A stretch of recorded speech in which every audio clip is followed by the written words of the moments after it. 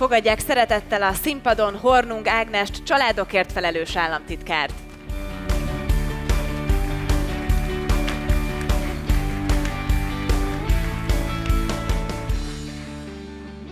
Érkezik Ernst Rötz, dél-afrikai író és filmrendező, az Afri Fórum vezérigazgató helyettese.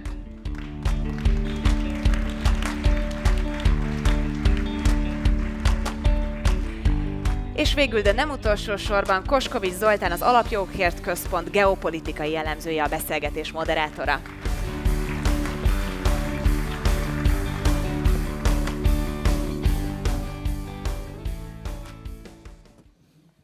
Hello, CPAC. So great to see you again. So great to see you again here in Hungary. This is the world's best, greatest conservative conference. And when we conservative gathers, we speak about a lot of things, fighting for what is right, fighting for justice, freedom.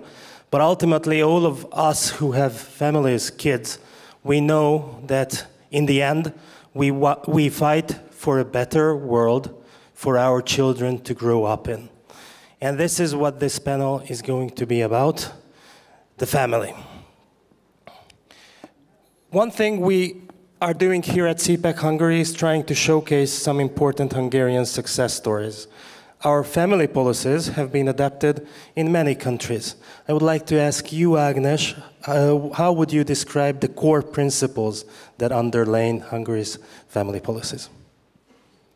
Thank you very much, and I would like to welcome everything, and thanks for the possibility to be on stage and a little bit give some highlights on Hungarian family policy that started 13 years ago.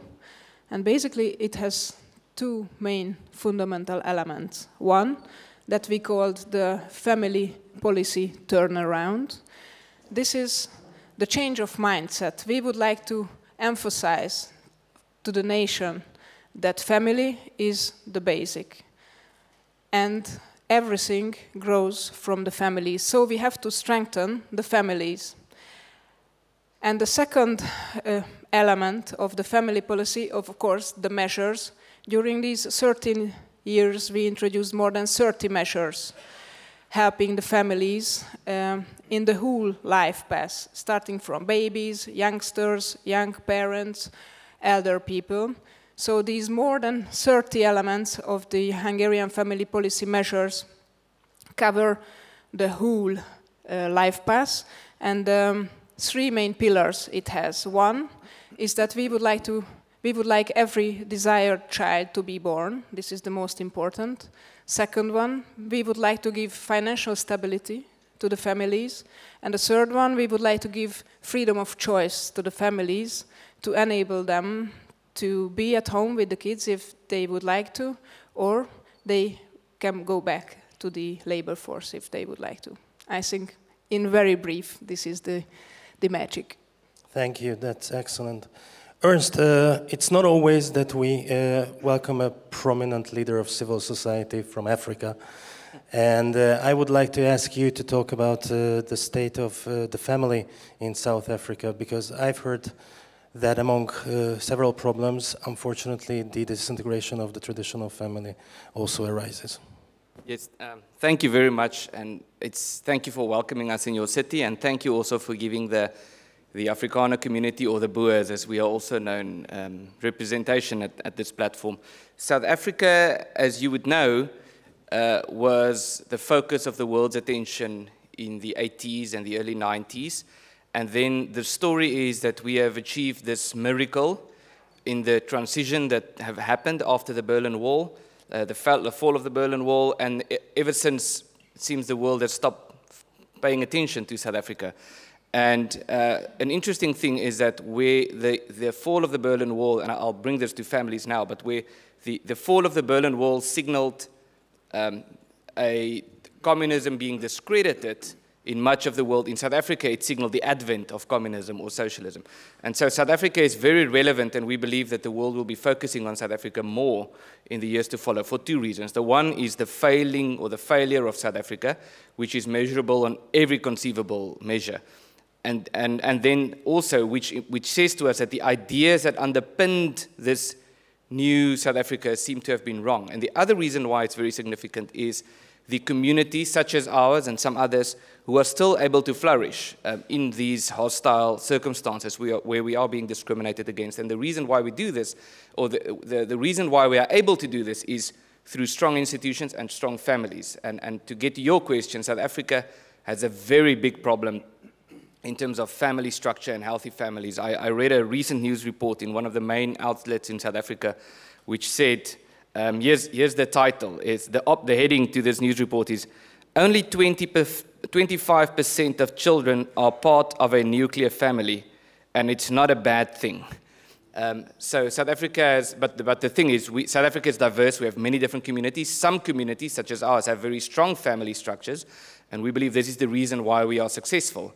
And some communities are completely deteriorated in family structures, and there's a direct correlation between the prospect of the community in terms of its cultural richness and success, and the health of their family structures.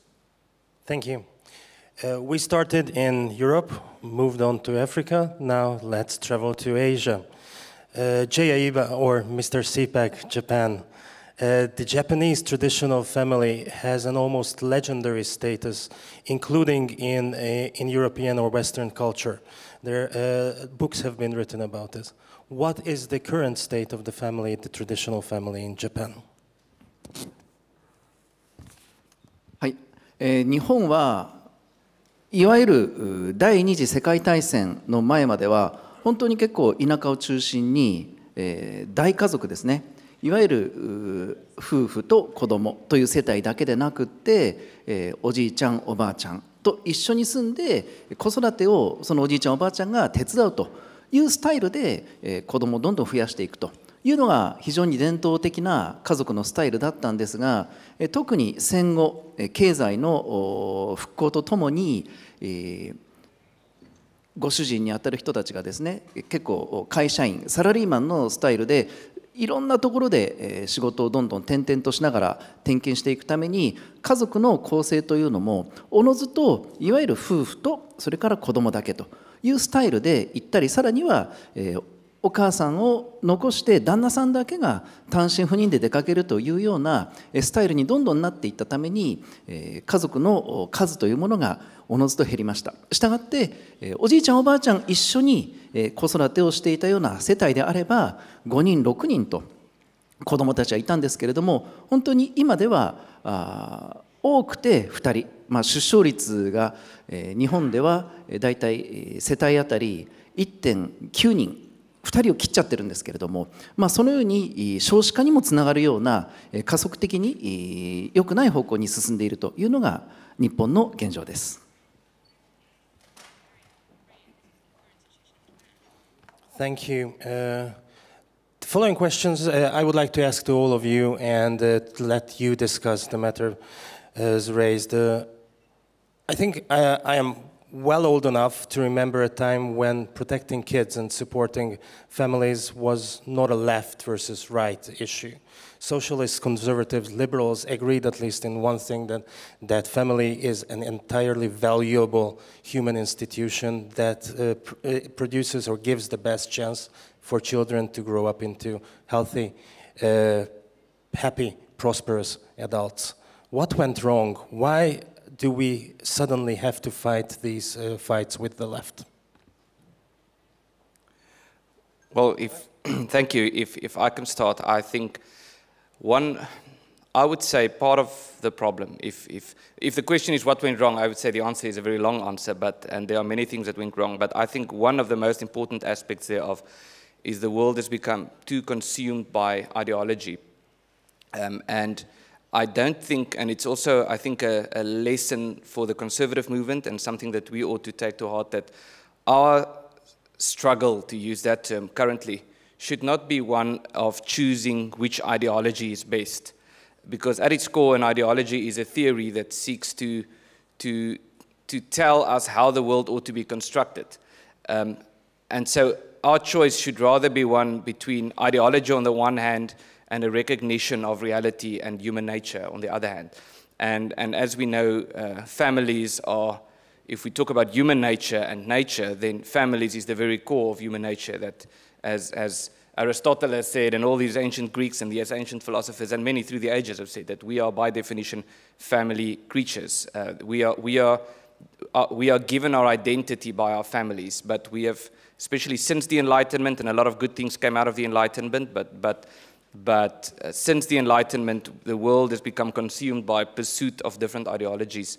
And an ideology such as individualism taken to the extreme has led to a situation where we regard ourselves primarily as individuals that can easily be detached from our communities and our families, as if we are not, as if our identity and who we are is not shaped by our families and our communities in a way that cannot be disconnected. But we seem to believe, in terms of these modern ideologies, that we can simply disconnect the individual from his community and his family. And that, taken to the extreme, I would say, is one of the big reasons why there's such an assault on families today. Agnes? Yes, thank you. I would like to add, because I agree what you've been saying. I think in this big globalization world, the fundamentals, such as family, just changed. Our core values are changing, and not every time in a good way. And this is the case in terms of the families as well. So the family as a value changed. And what we have to do now, what we are doing here in Hungary, is to support the families, to put them into the middle, to say what was just said, that a family is a man and a woman, and because this is biologic, and we have to get back in a very simple way, family again back to fashion. Because if we support families, if we put them into the middle, and if we say that this is the way if you have family, then it will be a fashion again, and then it's problem solved. Let's hope. We can only hope. Jay?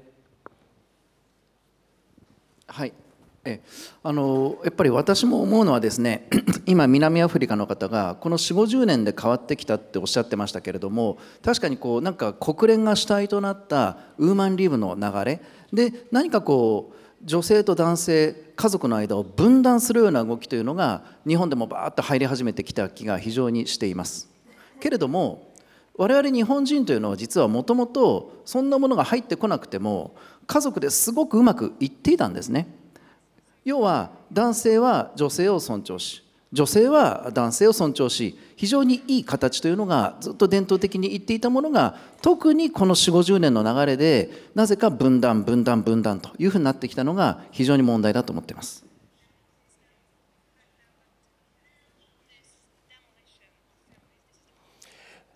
Family, among many other things, among the fundamental building blocks of society, among the basic unit where society reproduces itself, an important economic element, family businesses have raised many countries.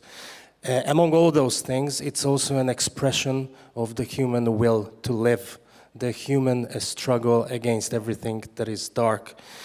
What kind of an ideological transformation do you need, or do we need, to awaken the inner life instinct of our societies? And would that help us stop declining the West as it is? Well, I think in a way this goes back to the earlier comment that we should not seek to replace a bad ideology with a good ideology, but rather to return to reality. And yes, we all have ideological predispositions and so forth, but I also think in terms of how we think about families, we, as an international conservative movement, of course we're not homogeneous, we have different views, and which is a good thing, and different cultures, and that diversity should be cherished, and that's actually what it could mean to say we have strength in diversity, is to recognize diversity of cultural preferences and so forth. But we are in a hostile environment. Even Hungary, which is regarded as, in some ways a capital of conservatism, and Hungary is being attacked, and we're all being attacked where we are in different ways. And I think it's also important for us, again, to go back to these natural identities and so forth, but also not under these hostile circumstances to succumb to the temptation to define ourselves by what we are not. In other words, to say, we are conservative, that means that we are not woke. Or we are conservative, that means that we are not communists, or we are not socialists. That seems to suggest that these things are the status quo, and we are somehow the odd ones out. We are somehow the strange ones. And I don't think that's the way we ought to look at it. We should define ourselves by our cultures and our traditions and our heritage that we wish to preserve, and recognize that there is an assault on these things, and particularly the family. And if I might add, I think we also we are tempted, because of demographics and all of these things, to put a very strong emphasis on having more children, which of course is necessary. Of course that's important. But if we think of families primarily or exclusively in terms of having more children, then we lose the more important aspect of what the role of the family ought to be. And I'd like to quote just one sentence from Dani Goosen, who's a very well-known and a leading Afrikaans philosopher, who said that families which seek only to guarantee material survival for a people can no longer be considered families in the proper sense of the word. Our families make up who we are. A family is not an instrument to have more children so that we can win the demographics game. Of course, the demographics game is very important. We know that in South Africa especially. So I'm not saying that's not important, but the family has a higher status than only being an instrument in an ideological struggle. Thank you. Agnes? Thank you. I think we have to go back before everything has started to change. And we have to follow biology. And this is that simple. So family is the basic of everything if we strengthen this. And if we give the awareness to the youngsters that together is better than alone, then they will know that a man and a woman can have a family and they can have children. And if we set this fundamental to everyone, then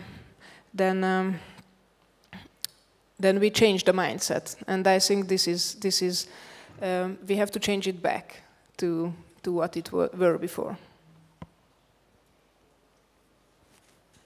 Okay. 今回特に私はこのハンガリーから学ぶことが非常に多いなと思っています。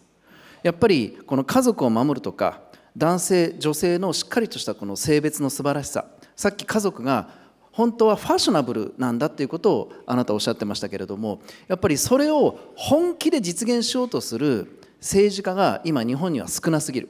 これが一番の問題なんだなって私は思います。政治が本気を出せば必ずその国の文化っていうのは変わっていきますから、私は今回ハンガリーで学んだこと、これしっかり日本に持ち帰りたいなというふうに思っています。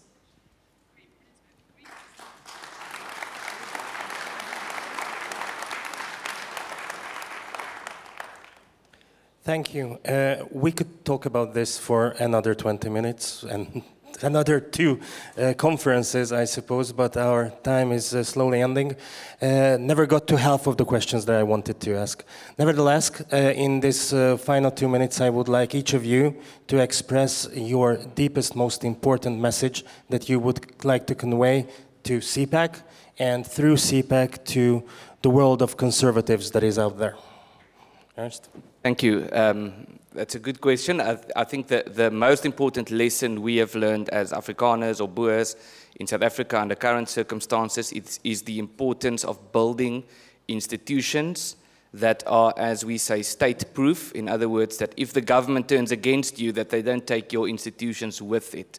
So that your institutions are community institutions, they are managed by the community and driven and managed within the context of the institution, and that they can protect the community from the government if needs be. Agnes? Thank you. I think every government have to decide how they would like to solve the demographic winter problem. We here in Hungary 13 years ago chose the way that we support families and put them into the center. They are the core value, they are the fundamental, and we support them as much as we can. And this is how we would like to solve this problem. And I think the decision have to be made by every government. Thank you. はい。昨日のディナーでね、ノバーク大統領がおっしゃったことに僕すごく実は感銘を覚えていて、少子化対策を実現するためにとにかく4人子供を産んだらもう一生涯その奥さん減税だっていうんですね。日本の場合はその子育ての前の結婚するカップルが少ないので、私はここにノバーク大統領が言うような減税対策を持ち込んでいってカップルをどんどん増やしていくことで結婚の素晴らしさから子育てにというような流れを日本で作っていきたいなとこのCPACハンガリーで学びました。本当にありがとうございました。Thank you very much, the esteemed panelists. Thank you, CPAC. It was great. Thank you.